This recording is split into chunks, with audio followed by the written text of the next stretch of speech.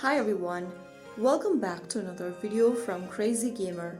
Today in this episode we will be learning how to delete your snake.io account. First of all, launch the snake.io app on your device and from the home page, click on the gear icon at the top left to open up the settings menu. From the settings tab, look for an option that says privacy policy and settings at the bottom.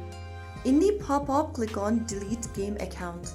It'll take you to this website where you'll need to go ahead and fill in your email, first name, last name, and then select your country from the drop down as well as your state. Finally, after filling in this form, click on submit. Once you do that, you will then be able to make your account deletion request. So after you do that, you will be able to delete your snake.io account easily and successfully.